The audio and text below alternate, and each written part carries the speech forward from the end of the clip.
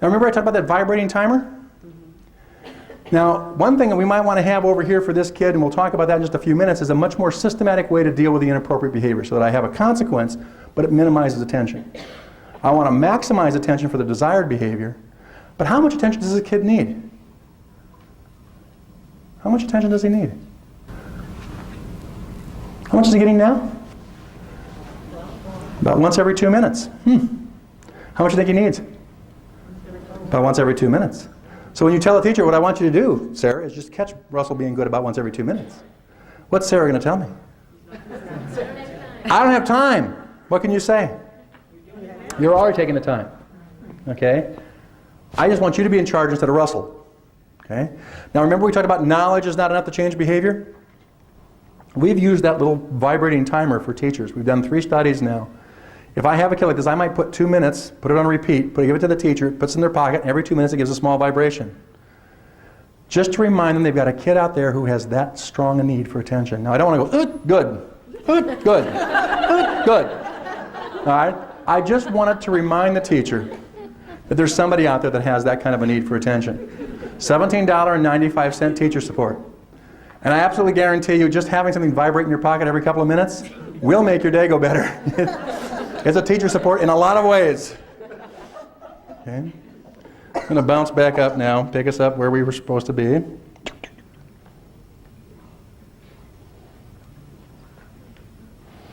So yeah, I've got your I'm sorry about that. Part of what we do is I collect my data. So I've got these kinds of data. I want to sit down then and I want to do my triangulation. So I usually just have and you've got a set of materials, I believe, in your packet, if I'm not mistaken. Yeah, that has just this boxes. And I can say, okay, source 1, what did I find out from source 1? What did I find out from source 2, source 3? And what I basically do is just have teachers or have people write down kind of, well, what did I find about the function, anything about the setting, anything about consequences, what occasions the behavior, any setting event issues, anything that I want to know about from source 1. How about source 2, source 3, source 4? Do I see across 3 of them a similar function? And if I do, I'm done. I don't take any more data. Okay. The other thing I can do, we talked about, is I can do that functional analysis, where all of a sudden I put an intervention in place. So this happens to be, let's say, a student who's talking out, and I think it's because the student's doing it for my attention. So when Melissa talks out, I'm going to start pulling my attention away. What should that do to her talkouts? They should increase. What if they don't? It's probably not my attention. Okay. Now one of the problems with planned ignoring is that behavior will get worse before it gets better. It will then come down, and there is always what's called spontaneous recovery. After a while, we'll see the behavior go back up again, come down, go back up again, come down. And the brighter the kid, the more of these little bumps you're going to have. The kid who kind of goes, whoop, whoop, whoop, there's not a lot going on again. All right, I want to see them perturbing their environment to see if it's still in place. Okay. Well, what oftentimes see teachers do is they'll start ignoring something, then it gets to here, and now they can't ignore it anymore. So all they've done is accelerated the behavior. Or they'll do a really good up here, come down, it comes back up, and they go, see, this doesn't work, and now they attend, and then they're right back where they were before.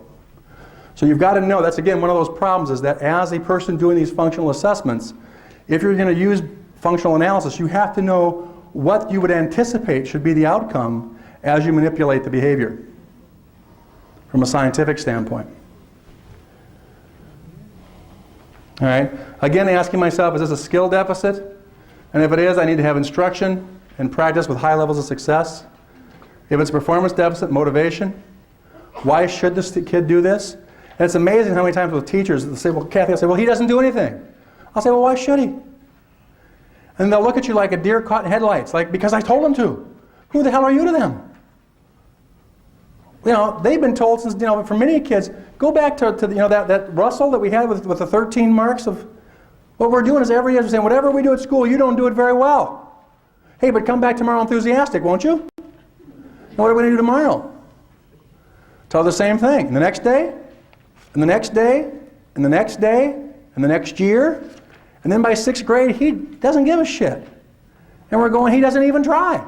No, we pretty much knocked that out of him about 3 years ago. So as teachers, part of our job is to re-trap some of these kids. And to trap them, I need to have a big opening. I need something that's going to invite this kid in All right, the bait, that's what the function is, will work for pure attention, right? The snare, what catches them, is usually competence or relationship with you. But in many cases, what we're doing is we're re-trapping the kids we're working with. But I've got to figure out, if it's a skill deficit, I've got to bring the work to where they can do it. I've got to make sure that I'm teaching them what they need to do. If it's a motivation, I've got to figure out, why should they? And oftentimes it's going to be because they want to please me. I'd like to have a relationship, because oftentimes that'll be the first thing the kid will work for, is to please me, and then I'll turn it around to where they're doing it because it means something to them. All right, we'll do this one, and then we'll take a quick 10-minute break, and we'll come back and finish up. Again, we talked about this before. If we have a problem behavior, I've got to develop a goal for the desired behavior and a goal for the reduction of the undesired behavior. So I've really got 2 interventions. All right?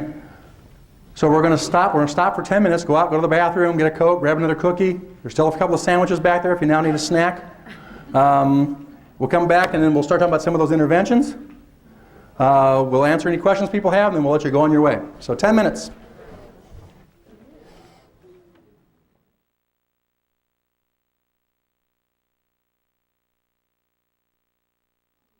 First, let me ask if there's any questions.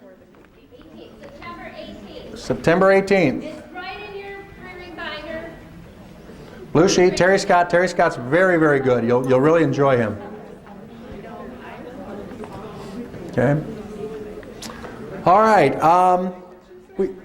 We'd mentioned before this kind of positive behavioral interventions and supports triangle, where we had the school-wide effective systems, the targeted interventions, and then the intensive, or chronic behavior problems, which we'll probably need an FBA in a bit.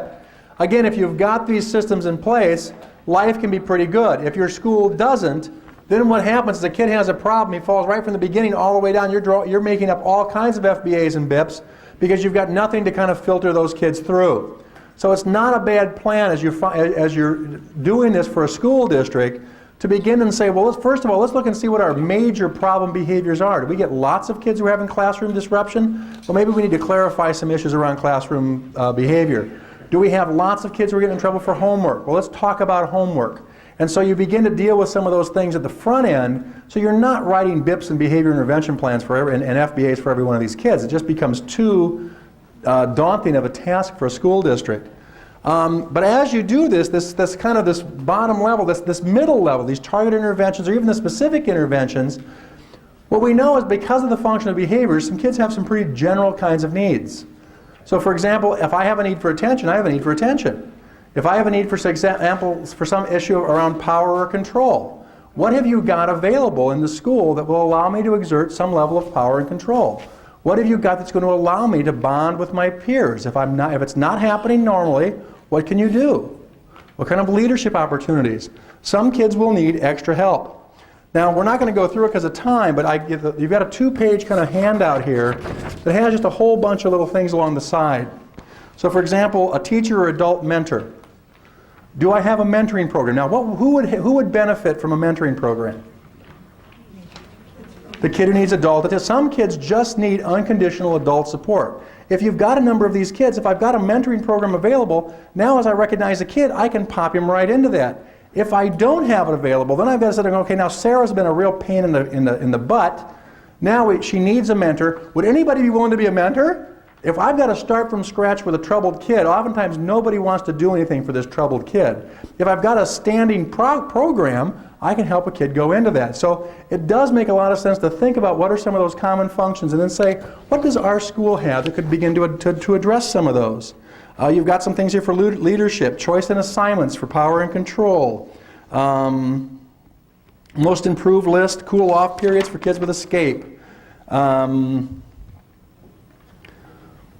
Just different kinds of things, but just kind of look at that. And again, if you've got any questions or comments, you can let me know either at the end we can talk or whatever's going on.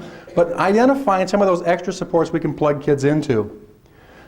We've done things like, for example, you've got kids who get in trouble in the playground all the time, right?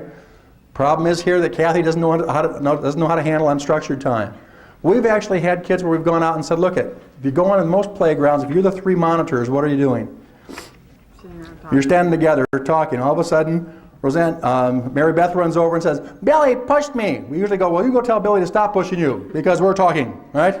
And we keep talking. All right? Now, if she runs over, she comes back, and she may come, Billy, stop pushing me. Now we've got a two-tier thing. Now we can either say, well, you go tell Billy to come here because we're talking, or why don't you go play with somebody besides Billy? Okay? Well, we started doing the same, look, maybe we need to do something different. All right, Sarah, you've got this side of the playground. Laura, you've got this side of the playground. You shouldn't be next to each other. All right? This is your zone. Watch your kids. Kathy, you're taking a ball out in the playground. You take an adult and a ball in the playground, what's going to happen? Lots of kids. A bunch of kids are going to be on you like ugly like on an ape, right? Okay? Now, a little bit later here, Gloria gets in trouble. Okay? The two of you get in trouble. Maybe the first time it's not broken, don't fix it. You have to stand against the wall for 3 minutes. All right? Then I'll go play again. A little bit later, the two of you get in trouble. Okay, you need to stand against the wall. You need to come with me.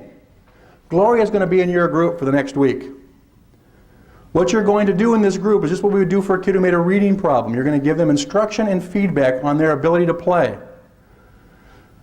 Now, social workers, raise your hand. All your little social skill groups that you have in your offices that have artificial cues, now you go to the playground and you become part of this group because those are real cues in real situations, and most of the kids in that group are your kids. Okay? And so you're out there working in a real world now to help kids get feedback. Remember I told you when you did the signature thing there are 2 pieces of feedback? Or 2 pieces of information? One was you had to think about how to form 1 letter. The other is that we want feedback. How many of you, about 2/3 of you, when you got done writing your name, what did you do with it? You showed it to somebody for feedback. Look at that. Pretty cool, huh? Now, if I'd have told you you need to turn to the person to your left and show them your name, you'd have gone, oh my God, is this bogus? Right? But left to your own devices, you sought out feedback. As humans, we want feedback, but it's critically important that we give feedback to kids, even if they're not ready to hear it. Okay?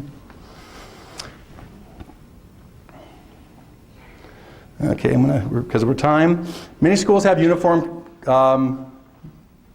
codes of discipline, right? Codes of conduct. There's nothing wrong with having a uniform code of conduct. Nobody hits. I don't care if you're a child with autism who doesn't know how to say, I'm done, or the captain of the football team because Kevin started to look at my girlfriend funny.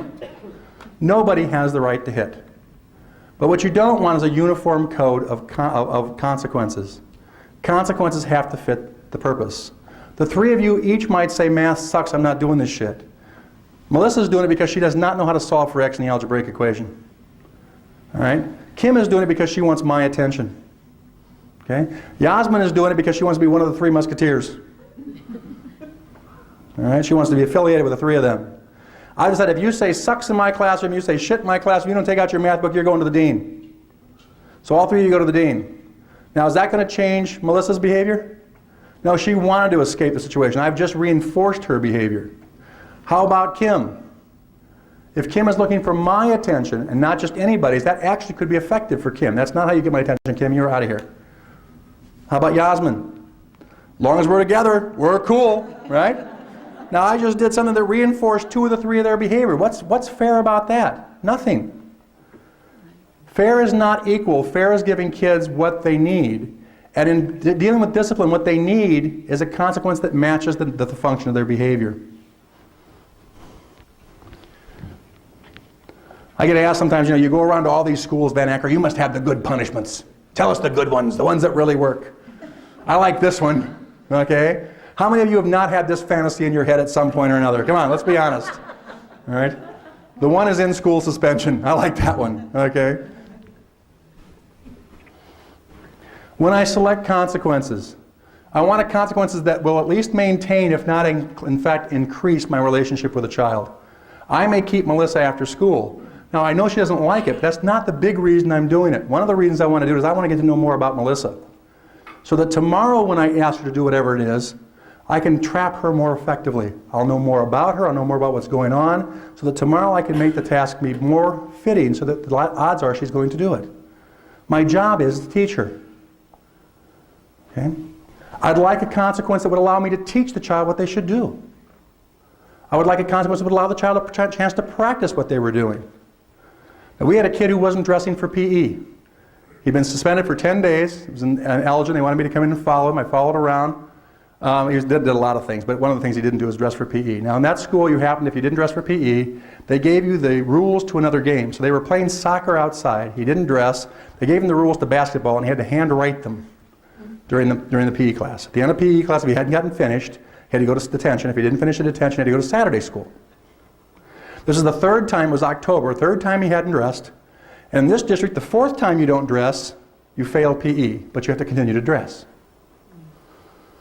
Now I got to the group afterwards and said, okay, this is October, early October. This is the third time he hasn't dressed. Is there anyone in this room who does not believe he will not refuse or fail to dress at least one more time? How are you going to get him to dress after he's failed PE? Okay. Now why do we ask kids to dress? To participate.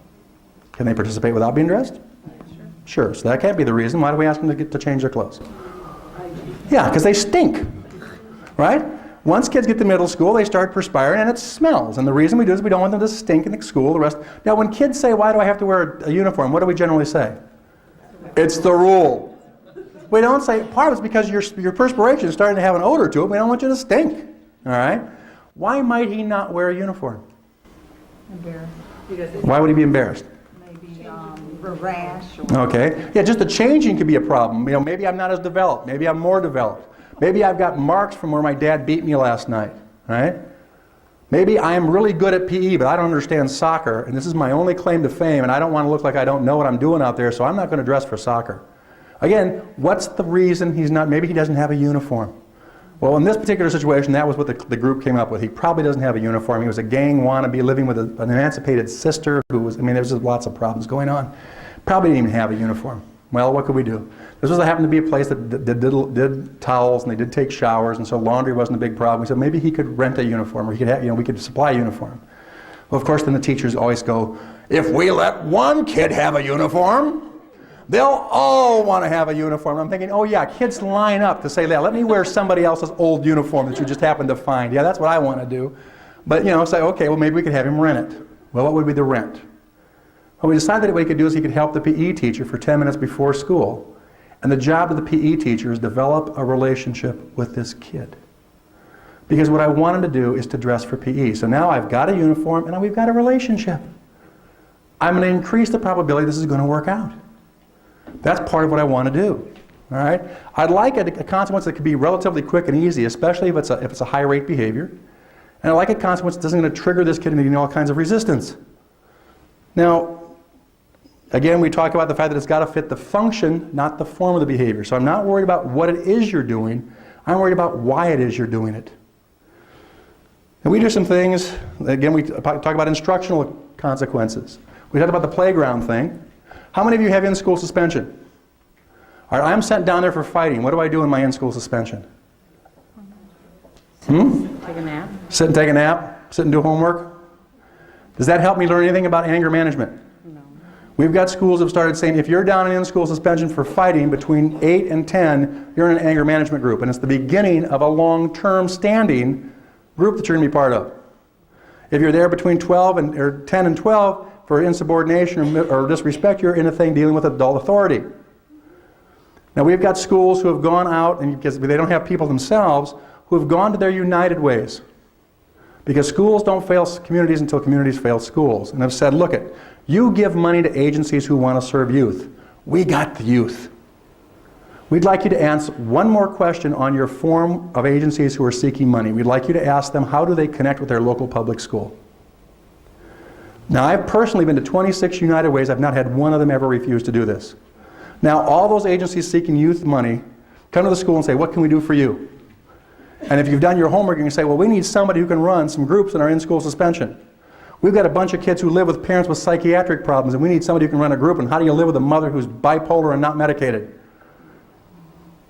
And we begin to have staff that are available in the school that are community-based staff. If I'm down there for disrespect, maybe I've got a mentoring program, but maybe I'm in a program for mentoring. If I'm there for truancy, what do we do in most schools if I'm truant? Suspend them. I love it. You didn't come to the end of school today, you can't come tomorrow. And you can just see the kid going, shit, man, that's not fair, right? So we've got schools that have said, you know what? Service learning is a major part of our program. You've got to have so many hours of service learning or you can't graduate. Now, you get in trouble for suspension or for truancy, Part of your thing is you're going to be with the Civics Club on Saturday for part of the park cleanup. We're going to link you with kids who value school. Who do we normally link them with? The other kids who think school sucks, right? And we know we're social animals. We take on the beliefs and norms of the people we hang with. So why would we ever want to concentrate all these kids together? In fact, we know by the research on violence and aggression, if you try to intervene on violence and aggression by having small groups of highly aggressive kids, it does more harm than good. Okay? So we start taking advantage of where kids are at. For high rate behaviors, I used to do this for BD kids. I've got stars up here for young kids. I used to have just marks on the blackboard. Now in a BD classroom, when I was a BD teacher, talkouts and put downs were the big thing, right? All right, this is my data collection system again. Oftentimes I come over here, all of a sudden you make a comment to her. All right, I do whatever I normally do, and I'd simply move a coin from one pocket to the other. Okay? At the end of the period, I could count how many coins I had in that pocket. 7. Tomorrow I count 9. Next day 11. So on average, say that it's 9 marks, 9 coins. I might say, okay, what I'm going to do is I'm going to put up 12 marks on the board. I used to just put up pieces of chalk, just marks. Anytime somebody would talk out, I would take one of those marks away. If at the end of the period there were any marks left, and usually like the last 5 minutes, if there were any marks left, we would put away our books and we would engage in a more fun activity. It would still be academic. I used to have a spongy Nerf ball. I could throw the ball to you, ask a question. You get the answer right, you throw the ball to the next kid. We could play hangman. It allowed me to review the lesson to see whether the kids got it or do I have to reteach this tomorrow. Okay? But we were laughing. We were having a good time. Now I've got a consequence every time. You do something, I can come over here and take a mark away. Do I have to stop teaching to do it? Do I have to stop teaching to reprimand? No. To reprimand a kid? To verbally reprimand a kid, do I have to stop teaching? What's the most common thing we do as teachers? You know who the most disruptive person is in most classrooms? The teacher. The teacher. We stop our lessons sometimes as many as 40 times in a period. I'm always waiting for the kid who's going to kind of like, would you read the next paragraph? You don't even know where we are, do you? I wish you would stay with me. I'm waiting for the kid to go, lady, I'd love to if you'd just stay with me. You know, you've broken this lesson up 50, I have no clue where the hell we are. Right? We break the lessons up. So what I want is a way that I don't have to stop. All right, so all of a sudden I got these marks, I take one mark away. Let's say Kathy does something, I take a mark away. Kathy's my good, strong, solid, emotionally disturbed kid. And she says, I don't give a shit about your marks. What do I do now? How about now, Kathy? No? How about now? Kathy, you'll be careful when you start carrying, Kathy. How about now, Kathy? Now? How about now? Who's in charge here? Kathy. I do not have to beat a child into submission. When she makes a comment, I take away a mark. I know I dealt it. This class knows I dealt with it. She knows I dealt with it. Just because she says I don't care, does that mean she doesn't? No, she may have to save face. Do I have to save face? No. But I have to keep in mind that she has a hard time with this. Now what I might do is that tomorrow I correct her and she doesn't say anything. I might say, Kathy, can I see you after class? You know, Kathy, I know it's really hard for you to take consequences. But you know, today I corrected you twice, and both times you accepted it. I'm really proud of you. I think you're really growing on this. What might Kathy say? Blow it out your ass. Right? Just because I'm saying something nice doesn't mean the kid's going to go, oh, that's the sweetest thing I've ever heard. All right?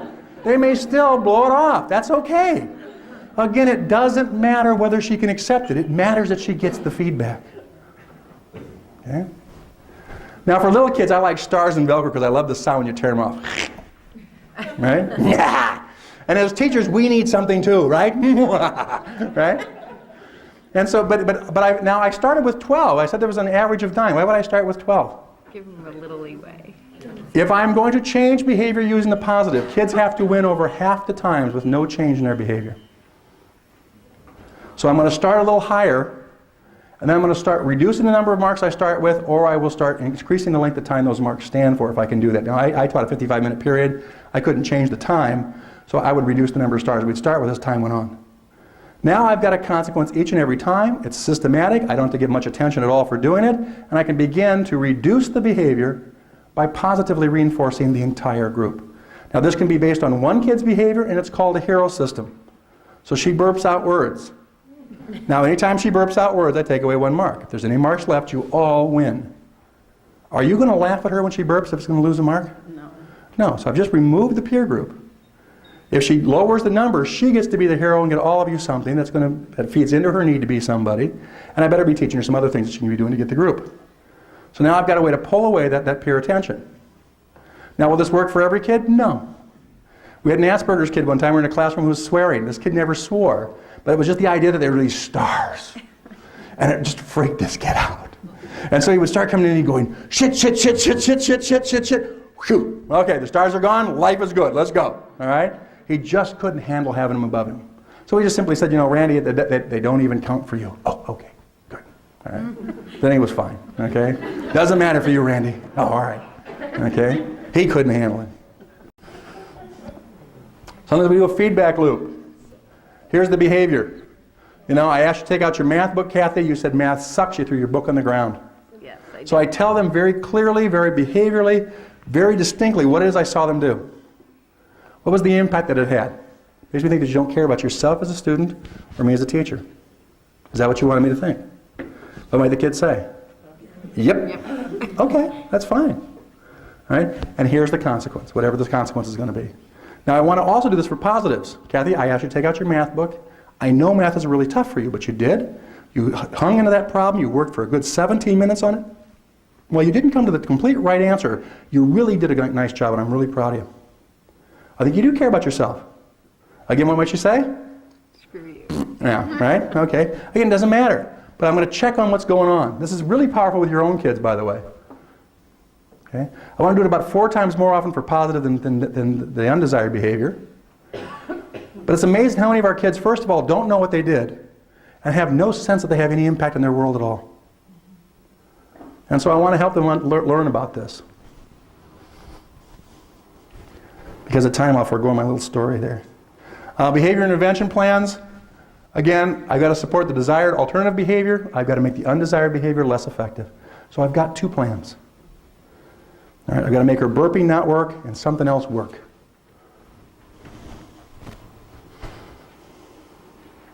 You've got those blueprints in your packet.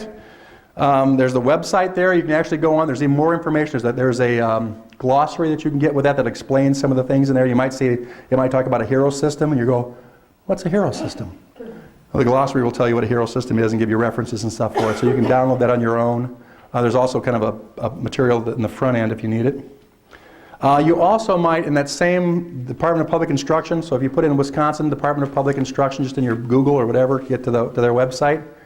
If you put in children and youth mental health, we also did a packet of materials for kids' mental health, so kids with various mental health issues, bipolar, you name it, what we know about school-based interventions that are effective there. So issues like the anxiety kinds of things. What are some of the some scientifically supported anxiety, school-based anxiety programs?